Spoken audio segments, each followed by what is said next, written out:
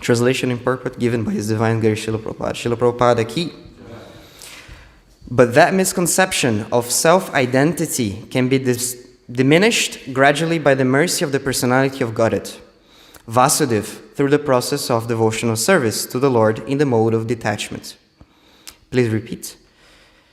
But that misconception of self-identity can be diminished gradually by the mercy of the personality of Godhead, Vasudeva, through the process of devotional service to the Lord in the mode of detachment. Purport. The quivering quality of material existence, which comes from identification with matter or from thinking oneself under the material influence of philosophical speculation to be God, can be eradicated by devotional service to the Lord. By the mercy of the personality of Godhead, Vasudeva, as discussed in the first canto, because the application of devotional service to Lord Vasudeva invites pure knowledge, it quickly detaches one from material conception of life and thus revives one's normal condition of spiritual existence, even in this life, and frees one from the material winds which cause one to quiver. Only knowledge in devotional service can elevate one towards the path of liberation. The development of knowledge for the purpose of knowing everything without rendering devotional service is considered fruitless labor, and one cannot get the desired result by such labor of love. Lord Vasudeva is pleased by devotional service only, and thus His mercy is realized by association with pure devotees of the Lord. Pure devotees of the Lord are transcendental to all material desires, including the desire for the results of fruitive activities and philosophical speculation. If one wants to acquire the mercy of the Lord, he has to associate with pure devotees. Such association alone, by degrees, release one from the quivering elements.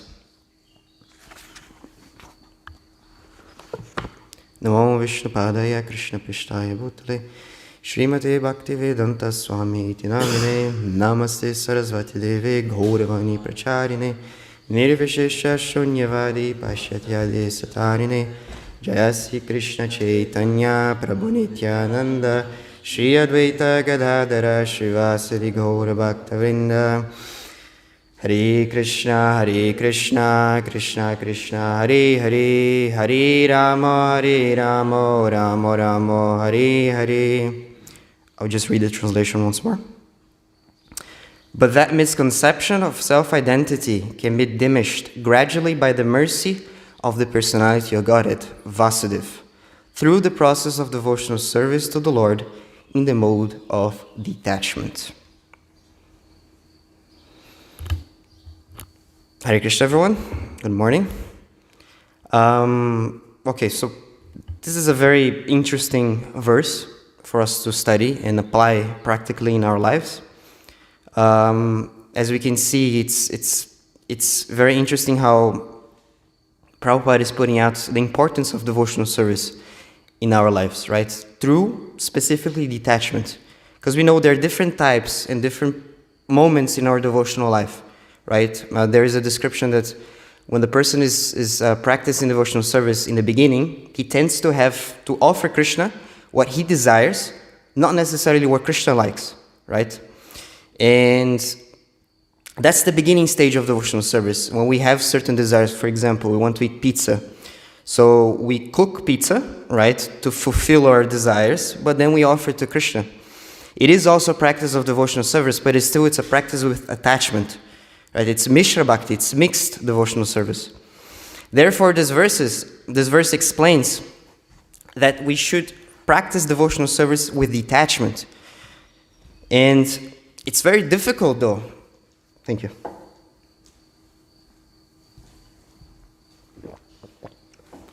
It's very difficult though to practice such devotional service with detachment because we live in a material world which is full of attachment. Right? It's full of certain duties which which require us sometimes to be grossly engaged with certain association, which conduces us to create more attachment, and therefore suffer in this world, right? It's very important, though, that we take great notice of this verse in the sense to apply these things practically in our lives and try to, in day-to-day life, become more detached, you know. Back in Mayapur in Gurukul, Pritivardhana Swami, he used to always mention that the most important thing that a devotee must do is develop the quality of detachment.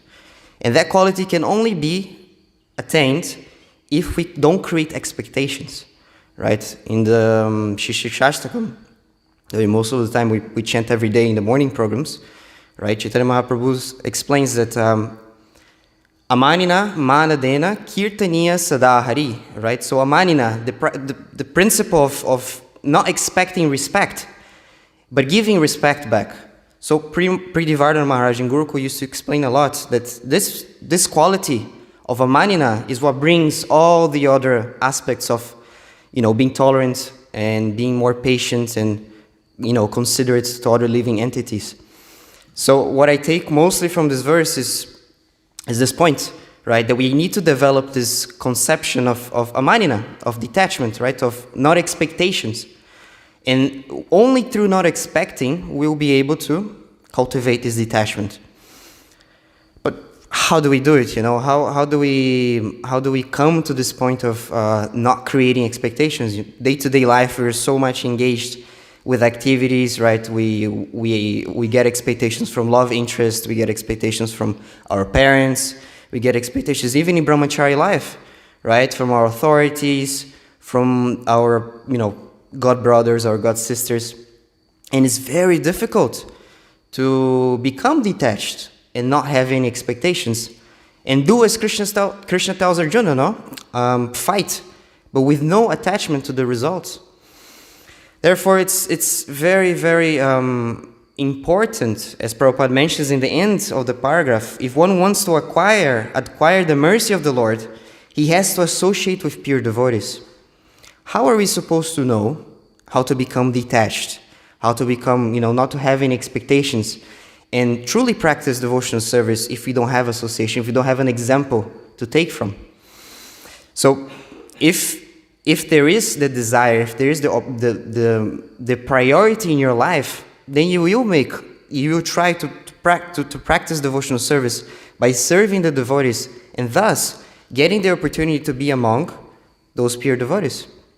And Prabhupada says, such association alone can, by degrees, release one from the craving elements. So this is the way, right? The only possible way to actually acquire this detachment and ability not to have any expectations is by associating with the devotees.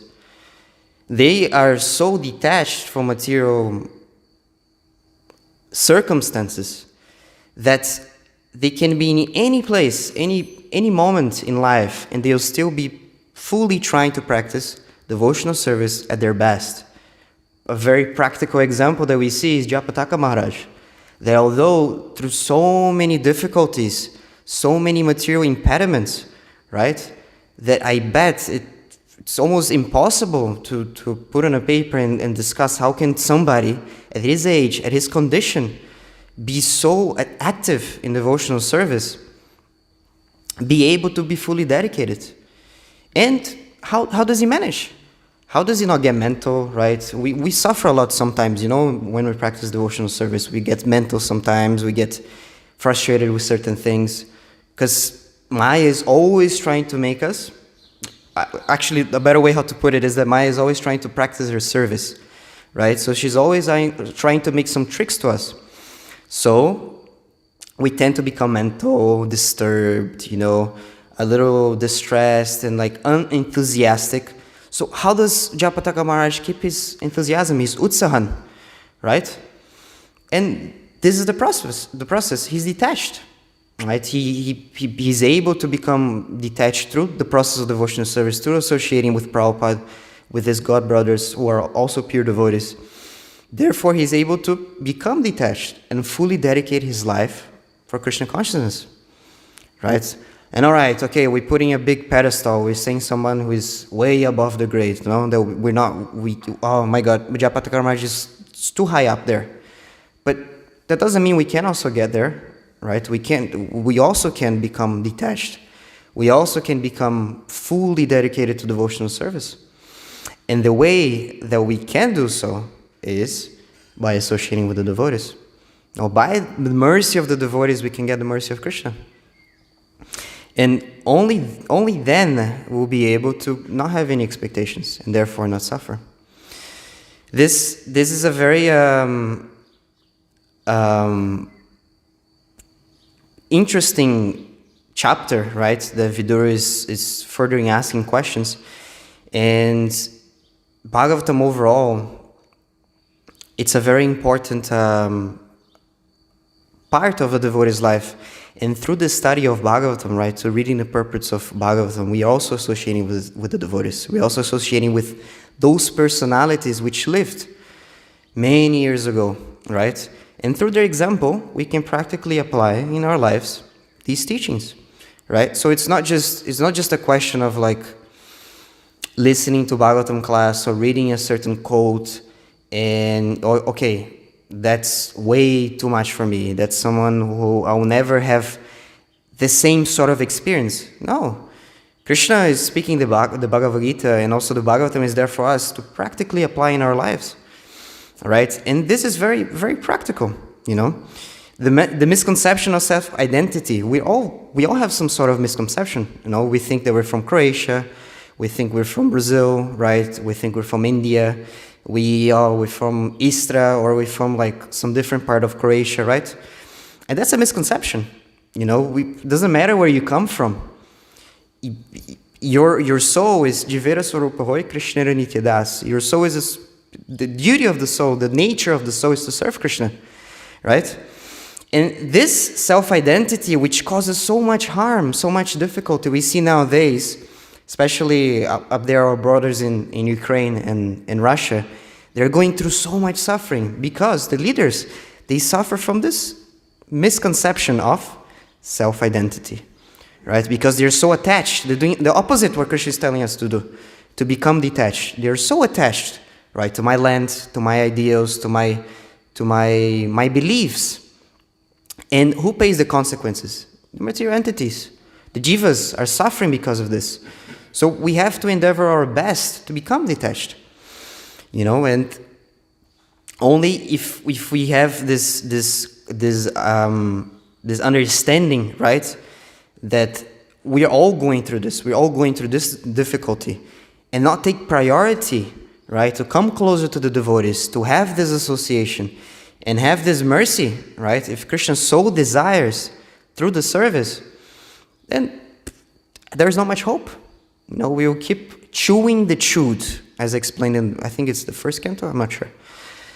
We will just keep chewing the chewed, going through life after lifetime, same circumstances, same problems, divorce, difficulties in childhood, then old age, midlife crisis, this, that, war, politics, COVID, and all those things that have made us so much anxious and so much disturbed through material existence, they will happen over and over again. So we have to take in consideration how fortunate we are to have this knowledge that enables us to come closer to devotees and therefore develop detachment, develop this sense of amanina, right, of not having any expectations. And thus practice our devotional life, right? Not take it granted. I come from a place in Brazil that unfortunately many devotees take it granted. And I see this is not the case over here. I see the devotees over here very, very fixed and very dedicated. And it's very inspiring for me, from my devotional life, to come to Europe and see the devotees are so keen to take up this process seriously, right? And this makes us a big family. This stops this sort of attachment to a certain country, to a certain culture, right? And wherever you go, you'll be welcomed. You'll be taken care of and feel at home. Because Prabhupada, fortunately, has made a house that works on this concept of not being attached, right? Of developing detachment and developing non-expectation. So I'm very grateful, extremely grateful, and we should, and I pray that, by all of your mercy and your blessings, that I'll be able to practice this process of detachment, of not creating expectations.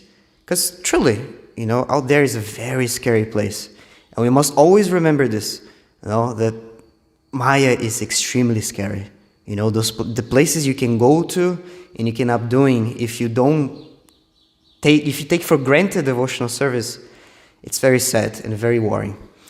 So therefore, most thing I take from this verse is that, as the purport says over here, that the only possible way how to revive one's normal condition of spiritual existence, even in this life, is through this. It's through the spiritual science, right? Through this process of detachment, of devotional service with detachment, right? That we have to, we talk about detachment and not expecting, but don't forget about devotional service too. Because you can be detached, try to be detached, and take off devotional service, and it doesn't work, right? You become attached to the detachment. We see some philosophies, they have this belief, that we have to negate our feelings, we have to negate our sensations, and they become attached to that. They become attached to the nothingness. So that's not the case, right? It's detachment with devotional service.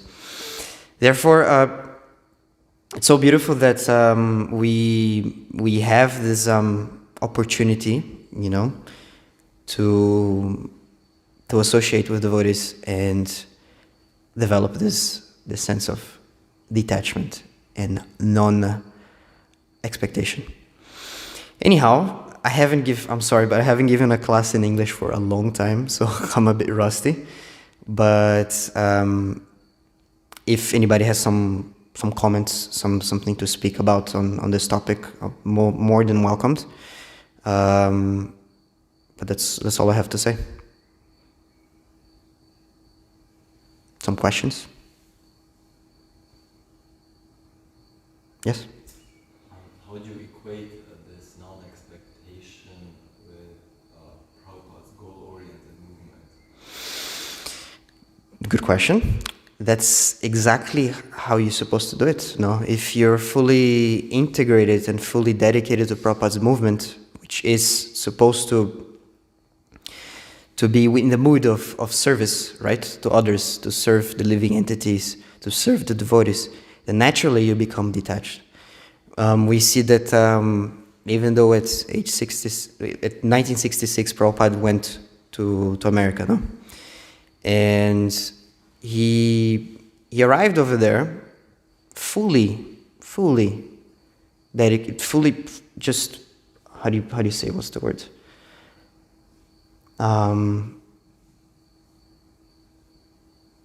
Fully dependent in Krishna's mercy, right? He barely had any money on him, he barely knew anybody over there. He stayed at someone's house when he just arrived, but he was fully dependent, right? And he practiced this aspect of detachment through devotional service.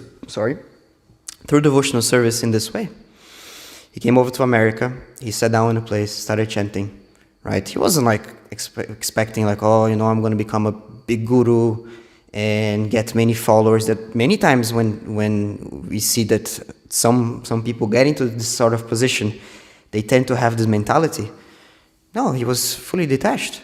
He was purely doing as a service to his guru, right? As a service to Krishna.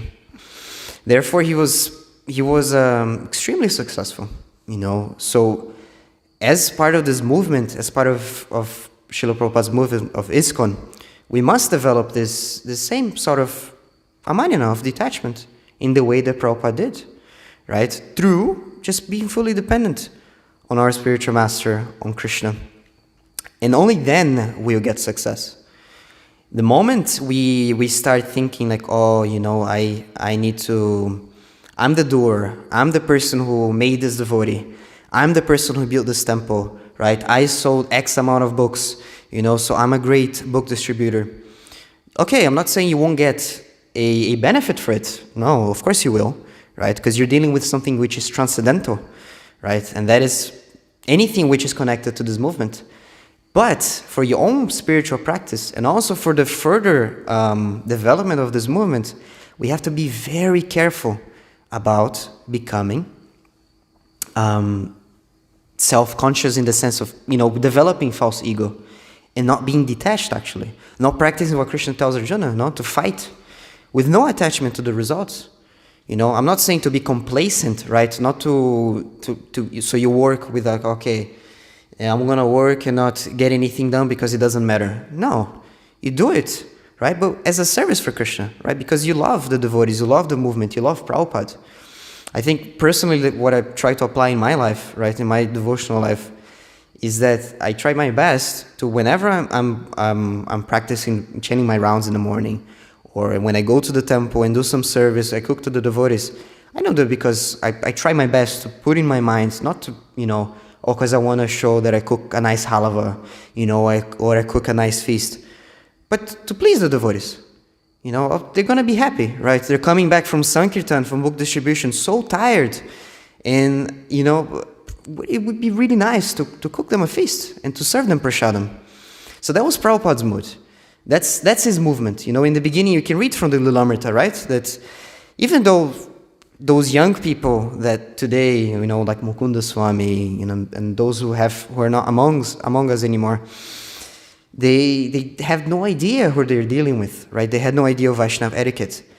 They didn't know they should clean afterwards, or they should help out cleaning. And Prabhupada just took them in, right? Like a loving father, just like Krishna does to us. Always, life after life. He's always being a caring and wonderful father, right? Trying to put us in situations where we will wake up and be like, what am I doing here, right? How come am I not trying to know something better and develop something with Krishna, with God? So this is the way how to become detached in Prabhupada's movement, right? We create a culture of service. And this is the Vedic culture. We learn in the Gurukul, in Mayapur, the most important thing that you learn in the school, honestly, like which there's more emphasis. You can try to say it's mantras, right? Or puja, or I don't know, yagya. No. The first thing and the last thing that it's most important over there for the education is serving prasadam. That's the biggest emphasis, right? There's a whole science of how you're supposed to serve prasadam, how you treat the devotees, how you should not speak during when you're serving, right? Only if you're spoken to, after you eat. And if there's somebody senior, you should ask before you leave. So all those things are so important in Vedic culture, and they are the most important. Why? Because you're dealing directly with the devotees. And as Prabhupada says over here, such association alone, by degrees, releases one from the quivering elements. That's the way, right? So we have to, this is Prabhupada's mood. It's not doing some, I'm not condemning or saying like it's bad. Obviously those things are conducive and they help us in our devotional life, right? But it's not doing some big show or like doing some massive yagya or those things. They're extremely important for our devotional process, right? But his mood, it's service to the devotees and service to the other living entities. So we have to take this very seriously and try to practice as much as we can this consciousness of service, right? We don't hear, it's International Society for Krishna Consciousness, right? It's not International Society for material consciousness, I don't know, for Krishna practice or Krishna day-to-day life, or no, it's consciousness. Right, so all our activities, right, all our sadhana, our japa, us waking up early in the morning, chanting our rounds among the devotees, practicing all these devotional things, are for the sole purpose for creating a proper consciousness, which is Jivera Swarupa Hoy Krishnera Nityadas. It's natural for us, right? It's in us, in all of us. All living entities have this propensity to serve, right? So the question is, who do you want to serve?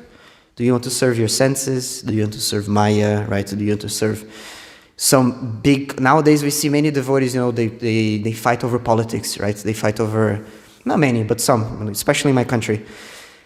And it's very sad, because who are they serving? Who are they praising? They're serving some guy, some politic, right? Who doesn't have any devotional prospect, right? He's just a material conditioned soul. And then the question is asked, what's the use of that? What's the purpose? Why are we not taking... We have so many stories of Vidura. We have so many devotees in our disciplic line, right? Who are so eloquent, such an example in so many different aspects, right? In so many different styles that we can practically apply in our lives. And we're spending so much time praising non-devotees. Oh, Elon Musk and this guy and that guy, Bitcoin, this and that. I know none of you are doing this, obviously, but especially congregation devotees tend to have this tendency, right? And we have to be very careful, because if we get into this, we come to a very dangerous place in Krishna consciousness, extremely dangerous. But Krishna and Prabhupada, as a loving father, he's always, through his literature, to his books, through his example, he's always trying to, and the devotees, they're always trying to bring us closer to Krishna, and make us take example from devotees that we should take example. And we have so many, even nowadays, right? In our ISKCON, our gurus, and who we can take example from them and practically practice in our life this mood of serving, right? Of creating this service attitude. Through this service attitude, we can get the detachment. So, I guess that answered the question, more or less. Anybody else would like to say something? Yes, Prabhu, please. Can you then just summarize, what does it mean to associate with devotees? Very good question. Associate with devotees, right? So we come to the movement, we become devotees, and we hear, oh, you must associate with devotees. So you see one devotee doing some nonsense on Friday night, and you're like, wait, should I associate with that devotee also? But my temple president told me I should associate with devotees, no? So I go also with him to do nonsense? No. You don't have to associate with all devotees, right? Even if somebody is practicing devotional service perfectly, he's chanting his rounds, and he's not committing any sinful activities. But if that devotee has some sort of how do you put it without getting controversial? He has some sort of ideology or focus on his devotional path, which is not so aligned with what your spiritual master or your temple president or somebody, so your direct authority, you don't have to associate with them, right? It's not an offense to choose association through our Vaishnava community. Right? We hear from our from Bhaktivinoda Thakur time, right? There used to be many Vaishnavas, but you don't hear written in text like that he used to associate with many people. No, he had certain devotees that he would come to have association with, and some that he didn't. And it's not a question that who is better and who is less important, or no, you have to be, it's Krishna consciousness, right? So you have to be conscious. Bhaktivedanta Purna Maharaj always speaks about this. How can we be Krishna conscious if we're not conscious, right? So we need to be conscious of our surroundings, no? We have to be understanding what exactly is favorable for our devotional practice and what's not. Then comes the question, how do we understand that? That's where Guru comes in. No, that's where our direct authority comes in. That's why you have such a beautiful system of GBC, temple president, temple authority, ashram in charge, right? Sankirtan party leader. So all those people are involved in a devotional life. And we have to be very careful not to take this saying of association with devotee is the way. No, it is the way, like no doubt of it, right? But some devotees may not be so conducive for your devotional life, and that's not a problem, right? You can still be nice to them, you can still say Hare Krishna, you can still treat them, you can chant japa in the same places. I'm not saying like you have to like, when you see them you look away and like, no, that's being arrogant. No, that's not being a gentleman. And Prabhupada always spoke that a devotee, he needs to be a gentleman. We need to act in goodness, right? And he needs to be caring for all living entities. But at the same time, right, for our devotional practice, we must take it very seriously and be very careful from who do we associate with, right? Even if it's a devotee, So it's a very important question. It's a very thing that we always must be checking ourselves. Devotional life is it's a day-to-day practice, and sometimes, right? Not sometimes. Our tendency in this body is to be neglectful. Sometimes when activities are day-to-day, we tend to slack off. We tend to forget to do things. It's very difficult to be very steady. No. So especially this association, right? We have to be very careful and always look back, right? Is that person actually good for my association? Okay, he's second initiated, he's 10 years in the movement, but whenever I hang out with him, right, we only talk about soccer. Sometimes we read Bhagavatam, sometimes we go, but he's a very nice devotee, but it's just soccer, right? So is that being conducive for my spiritual life? Not really. And okay, so how do you do? Like, what do I do in this situation? Then you don't have to be rude, you don't have to be mean to the person, but choose those who uplift you in Krishna consciousness.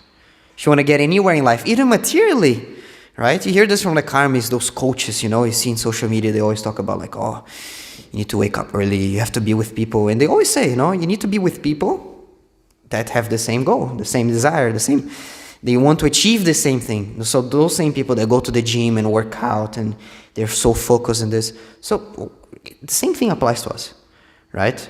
If you want to reach somewhere, if you want to get into some point in your devotional practice, then you must associate with those who have the same goal, right? Therefore, there's many gurus, right? There's some devotees who have certain propensity to certain aspects of devotional life, so they come closer to a certain guru, right? Some other devotees, they come closer to another guru, and that's not a problem. Because Krishna he's absolute, no? So he's God, right? So he can't be limited. Therefore, he can associate with different ways with his devotees. And it's not an issue, right? I'm not sure about the soccer way. I think it's a bit difficult to associate with Krishna with soccer, but who knows, But anyway, I think that's how you treat this situation with the association. Is that okay? Anybody else would like to ask a question or say something, some comment?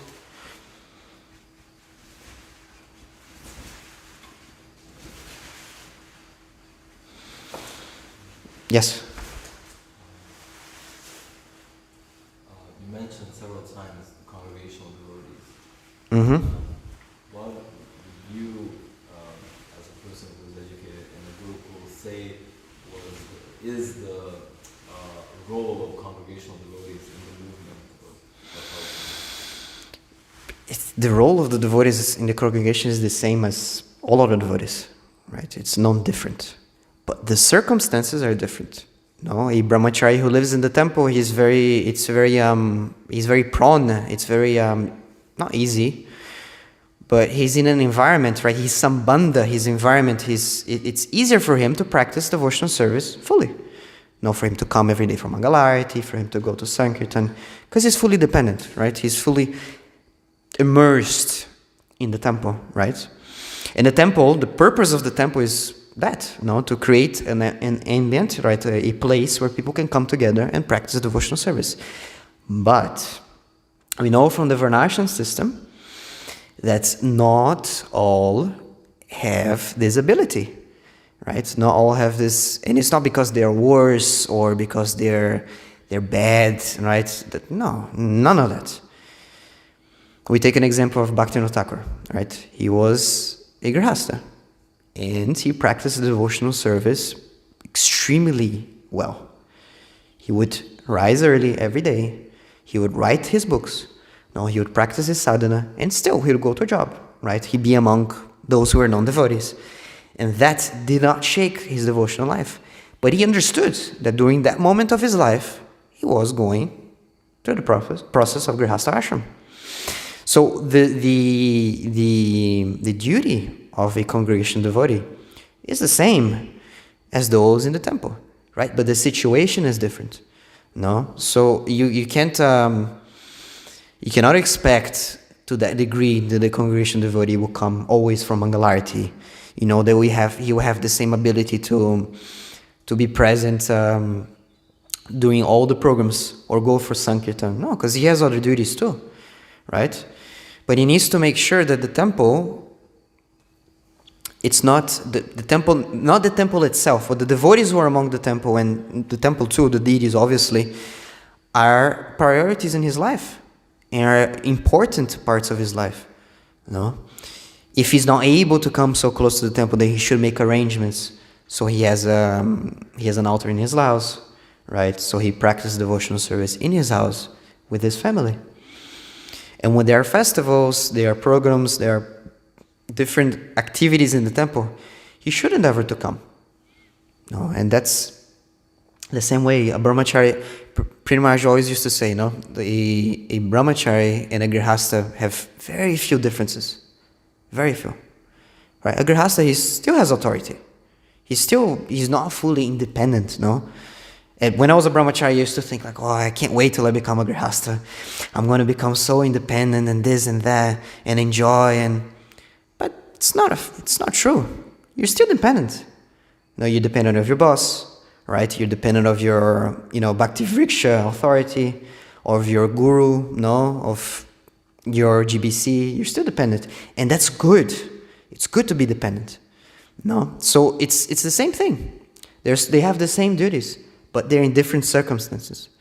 They have different. They also have different duties, right? So as a brahmachari, he would go for Sankirtan and do book distribution. The grihasta will be taking his child for a walk, or he'll be reading Krishna book to the child, right? And he's still practicing Krishna consciousness through that, and still practicing his duty. So we have to be very, very compassionate towards our temple devotees and to our congregational devotees. I see a lot in Brazil. Sometimes, we get to this tendency of pointing fingers. Oh, he doesn't come to the program. Oh, he doesn't blah, blah, blah. This and that. And that's extremely dangerous for both parties, for the temple devotees and the congregation devotees. Why? Because the congregation devotees, they feel I'm ashamed to come, I had some tough week at work, therefore I couldn't come to the temple. I'm not going to come next week because everybody's going to be looking at me, they're going to say I'm not a devotee anymore and this and that. And the brahmacharis, they're going to be you see this person, he only thinks of sense gratification, and this and that. He doesn't come to the temple, he's not dedicated. So it just becomes a loop, to the most dangerous thing, which is what? Vaishnava Parad. So we have to be very, very careful, not to mix things, but also understand, I'm not saying to be complacent, We have to be careful in the sense of be caring, right? So if you see someone is going through some difficulties, some grihasta couple or something, approach them, right? Talk to them, if you have the position to do so, right? Obviously. And overall, this, as I said, we go back all the way to the verse, The mood of detachment, right? And service, getting this detachment through service, as Prabhupada used to do. As the devotees who are fully dedicated to Krishna consciousness do. So if we create this mood, then we can approach someone with the proper consciousness. Not because we're trying to be jealous or we're trying to pick point, or you're doing something wrong. No. Because you actually love them and you want to see them prosper in Krishna consciousness. And then instead of becoming a loop of criticism of, people just moving away from the temple and not being enthusiastic, it's the complete opposite. They become enthusiastic. A perfect example that is happening right now, that I have been in touch. I think last year I was helping out Vaisheshika Prabhu. He had a project of distributing, I'm not sure, it was 1 million Bhagavad Gitas. I'm not sure if you guys participated in that. And it was really nice, and I got to know a bit more of the projects in the States, right? And apparently they're having a very, very strong congregation, right? They have a very strong congregation. And they all have their Bhakti Vriksha programs. They distribute books in their works. They come to the temple, right? They practice devotional service, and it's working out. Why? Because Vaisheshika Prabhu has this mood of service, especially through book distribution. So he always wants to serve the devotees. I met him a couple of times, and it's not just in paper, right? He truly practices it, And therefore, the devotees, they follow up. They follow his example. So I think that's the scheme of it, of they both have the same duties, right? They're both practicing devotional service. They're both engaged in temple worship, but different circumstance. So we have to be understandable, right? But at the same time, induce them to come, induce them to be more active, and to practice devotional service as everybody else does. It's not different, It's not like Prabhupada says, if you're married, if you live somewhere else, you need to chant this amount of rounds. No, it's the same to everybody. It's the same duty. And same thing, this applies to all of us. We have to create this service attitude and get association with the devotees. That's what I have to say about it. Is that okay? Yes, Marij. Please, could you tell us a few key points for attracting congregation and devotees to come to take more service in the temple and to spend more time in the temple? Like practical points? Or, okay. Or fundamental? Fundamental points. As you like. Of course. Okay, so let's talk first the fundamental, and maybe we can get into some practical things that maybe can be applied. Fundamentally, I notice from the travels I have done and from the people I've met in different congregations, some temples that they have very strong, brahmacharis and temple, devotees, but the congregation is a bit weak. And some temples that it's the complete opposite, very strong congregation, but 2-3 devotees live in the temple. So I think the biggest issue that starts, and I was even telling Prabhuji yesterday, it starts with lack of reading Prabhupada's books, right? That's the most theoretical issue of it. It sounds really vague, right? But that's where it boils down. You feel, when you join the movement, you start reading Prabhupada's books, you're so inspired, you want to come to the temple, you want to serve. So it doesn't stop. If you keep on reading, you keep on having this inspiration. So if we try to bring programs and things and workshops and bring devotees to talk about Prabhupada's books or have this, I'm not talking about let's go to Sankirtan. That's extremely important. But for the devotees as such, programs which induce reading of Prabhupada's books, right? I think that's the biggest issue. I see the temples that have both, congregation and temple devotees. They have, Zoom sanghas, right? They meet at least once a day to have some sort of reading. Every evening there's some program. Even if it's not in the temple itself, they try to organize something so people can come together and read Prabhupada's books and discuss, right?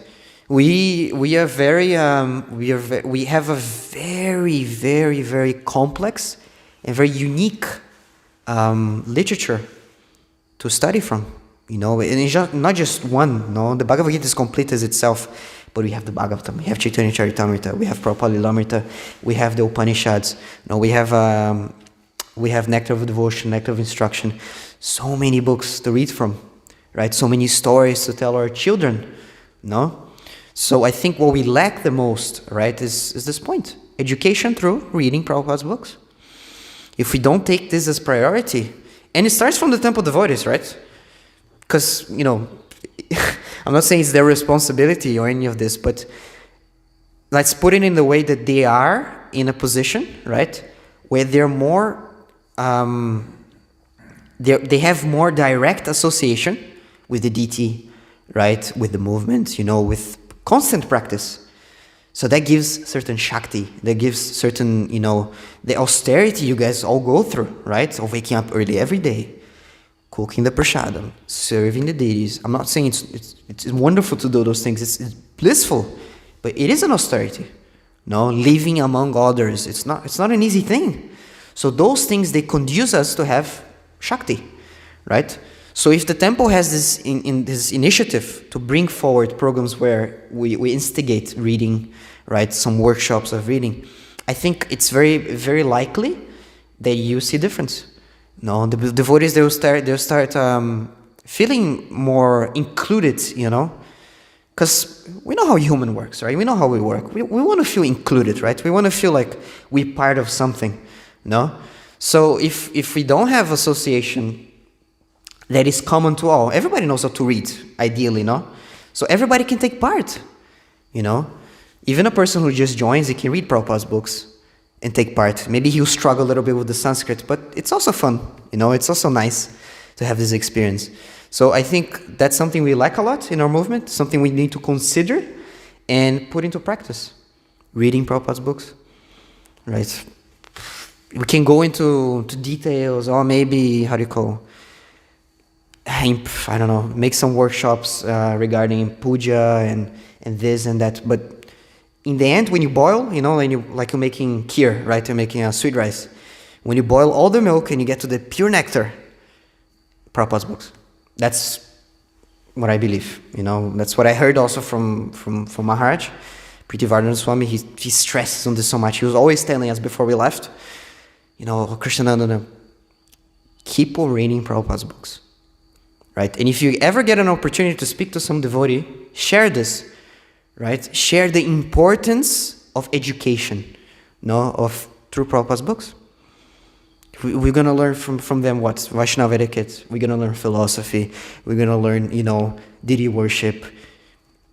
So many things that are just so conducive for a spiritual life.